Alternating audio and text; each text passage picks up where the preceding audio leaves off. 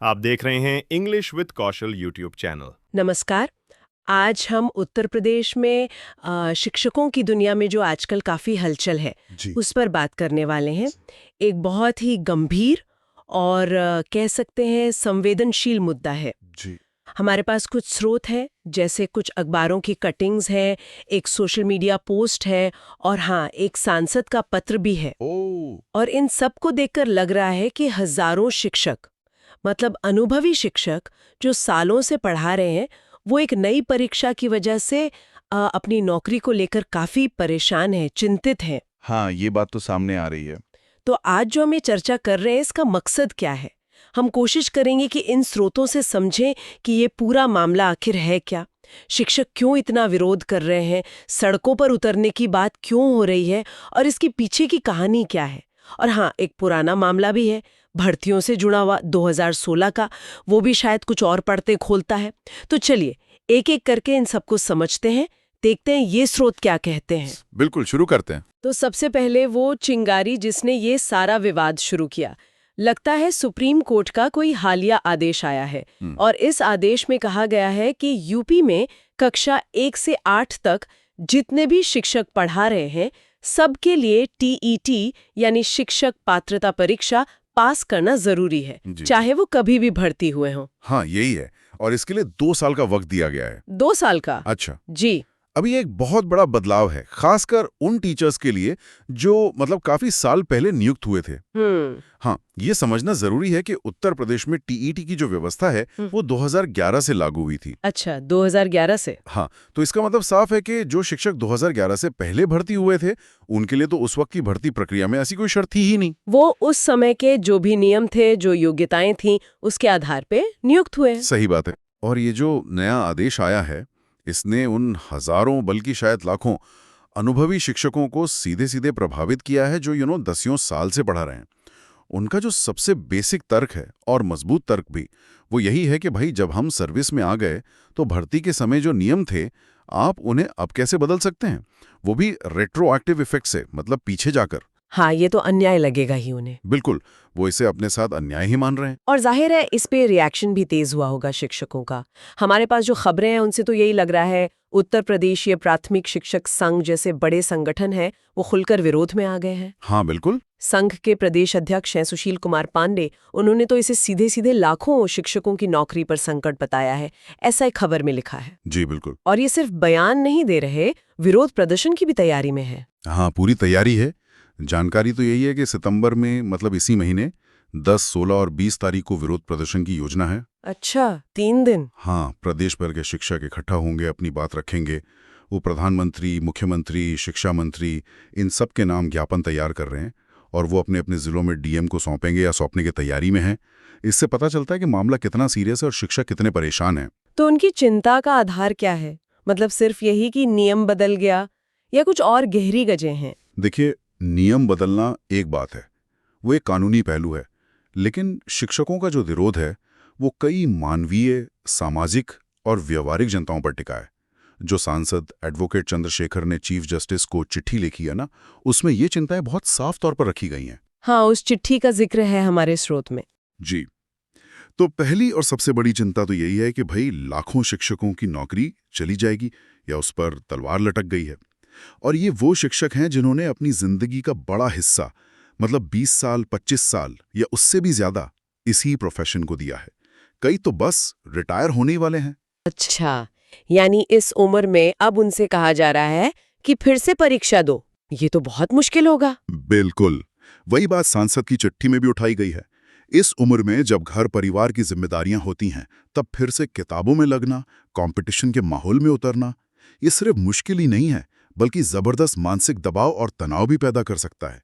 सोचिए जरा, जो शिक्षक 25 साल पढ़ा चुका है, अब उसे नौकरी बचाने के लिए वैसी ही परीक्षा देनी पड़े जैसे कोई नया कैंडिडेट देता है। ये तो उनके सम्मान को भी ठेस पहुंचाने वाली बात है। और उनके तजुर्बे का क्या? इतने सालों के अनुभव का कोई मोल नहीं? बिल्कुल सही सवाल। यही दूसरा पॉइंट है जिसे सांसद ने भी उठाया है और जो शिक्षकों के विरोध का बड़ा आधार है। इन शिक्षकों ने खासकर गांव देहात में, दूर दराज के इलाकों में अक्सर बहुत मुश्किल हालात में पढ़ाया है, कम सुविधाओं में गरीब बच्चों को पढ़ाया है। उनका जो सालों का अनुभव है, बच्चों को समझने की उनकी जो क्षमता है, वहाँ के लोगों से उनका जो जुड़ाव है, ये सब बहुत मायने रखता है। सही बात है। चिट्ठी में यही तर्क है कि अगर ये अनुभवी शिक्षक सिस्टम से बाहर हो जाते हैं तो प्राइमरी एजुकेशन का ढांचा, खासकर गांव में, वो बुरी तरह चरमरा सकता है। नए शिक्षक शायद एकदम से उनकी जगह ना ले पाएं और पढ़ाई का नुकसान हो सकता है। और तीसरा पहलू शायद उनके अपने परिवार और उनकी आर्थिक स्थिति से जुड़ा है। हाँ बिल्कुल, सांसद के पत्र में इस मानवीय पहलू पर भी जोर दिया गया है। ये सिर्फ एक व्यक्ति की नौकरी का सवाल नहीं है, ये हजारों परिवारों की रोजी रोटी का सवाल है। कई शिक्षकों ने लोन लिए होंगे बच्चों की पढ़ाई के लिए, घर बनाने के लिए। हाँ, होते ही हैं लोन वगैरह तो। पारिवारिक जिम्मेदारियां हैं। अगर नौकरी चली जाती है तो सोचिए उनका पूरा आर्थिक सामाजिक जीवन संकट में आ जाएगा।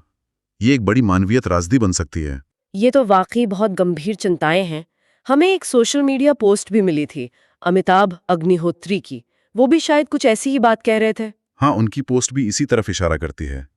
उन्होंने इस बात पर जोर दिया है कि कैसे समय के साथ शिक्षकों की जो मिनिमम क्वालिफिकेशन है वो बदलती रही है। अच्छा, कैसे? उन्होंने लिखा है कि कैसे पहले शायद 8वीं पास भी शिक्षक बन जाते थे, फिर धीरे धीरे ग्रेजुएशन जरूरी हुआ, फिर एक खास तरह की ट्रेनिंग BTC यानी बेसिक टीचर सर्टिफिकेट आया, और फिर 2011 में ये टेट अनिवार्य कर दिया गया। तो उनका भी मेन तर्क यही है कि जो शिक्षक 2011 से पहले लग गए थे उन पे अब ये टेट थोपना ये ठीक नहीं लगता। उनका मानना है कि भर्ती के टाइम जो क्वालिफिकेशन तय थी, आप सर्विस के दौरान उसे कैसे बदल सकते हैं। ये एक तरह से रेट्रोएक्टिव हो गया, जिसका विरोध हो रहा है। तो मतलब एक तरफ तो जमीन पर शिक्षक विरोध कर रहे हैं, उनकी अपनी चिंताएं हैं, और दूसरी तरफ इस मामले को कानूनी और राजनीतिक लेवल पर भी उठाने की कोशिश हो रही है, जैसे आपने वो सांसद की चिट्ठी का जिक्र किया। जी हाँ। उस चिट्ठी में सिर्फ चिंताएं बताई गई हैं या कोई रास्ता भी सुझाया गया है? नहीं, उसमें चिंताओं के साथ साथ कुछ ठोस सुझाव भी दिए गए हैं, और ये सुझाव बेसिकली मानवीय आधार पर राहत की अपील करते हैं। सांसद ने मुख्य न्यायाधीश से आग्रह किया है कि इस आदेश पर दोबारा विचार किया जाए, और उन्होंने कुछ विकल्प भी सुझाए हैं। क्या विकल्प है वो? पहला तो यही है कि इस आदेश का जो असर हो रहा है उसे देखते हुए जो शिक्षक पहले से सर्विस में है उनके लिए कोई अलग व्यवस्था की जाए।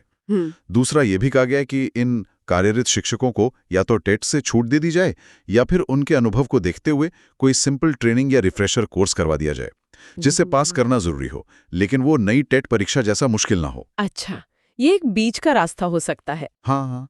और तीसरा और शायद सबसे अहम सुझाव ये है कि TET की अनिवार्यता का ये जो नियम है, इसे भविष्य में जो नई भर्तियां होंगी उन्हीं पर सख्ती से लागू किया जाए। तो मतलब उनका तर्क ये है कि इससे कोर्ट का जो भी उद्देश्य है, जैसे क्वालिटी सुधारना, वो भी पूरा हो जाएगा। हाँ। और जो लोग सालों से काम कर रहे हैं उन्हें और उनके परिवारों को ये झटका नहीं लगेगा। बिल्कुल सही। ये एक तरह से बैलेंस बनाने की कोशिश है कि नियमों की मंशा भी पूरी हो जाए और मानवीय पहलू का भी ध्यान रखा जाए।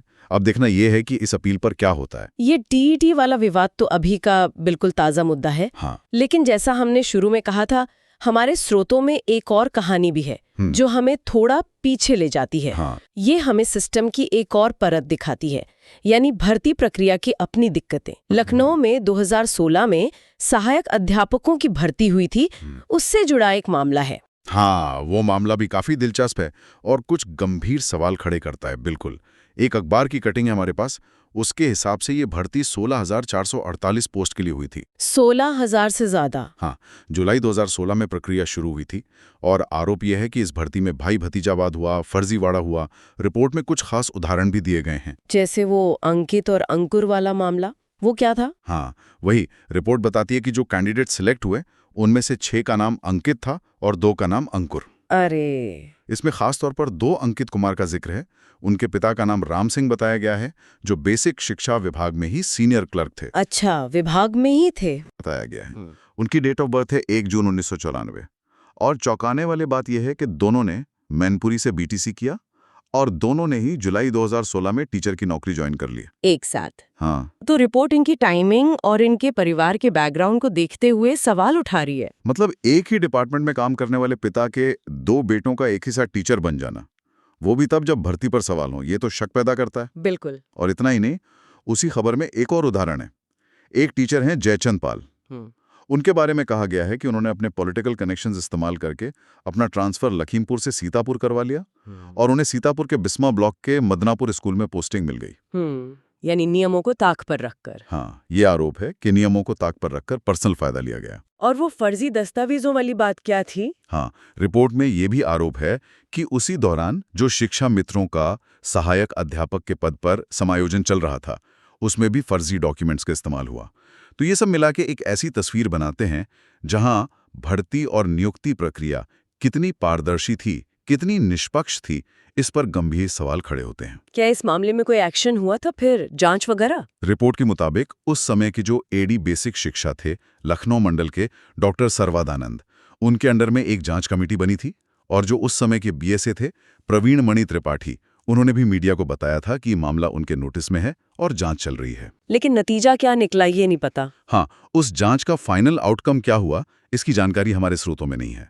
लेकिन ये मामला हमें ये जरूर याद दिलाता है कि टीचर भर्ती की प्रक्रियाएं कितनी संवेदनशील होती हैं और उनमें ट्रांसपेरेंसी कितनी जरूरी है। तो अब अगर हम इन दोनों मामलों को, एक तरफ ये मौजूदा टेट विवाद और दूसरी तरफ 2016 भर्ती के आरोप, इनको एक साथ रखकर देखें तो क्या तस्वीर उभरती है, क्या समझ में आता है?